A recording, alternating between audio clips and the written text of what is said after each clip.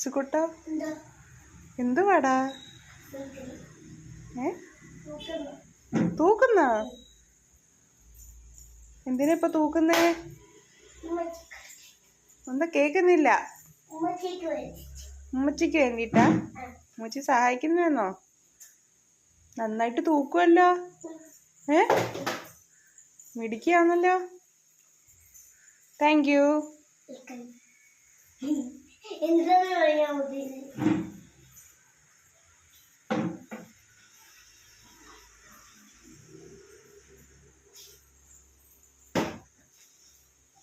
ഇങ്ങോട്ട് വാടാ, അങ്ങോട്ട് പോകുന്നു. പിന്നെ മാറിയില്ലേ?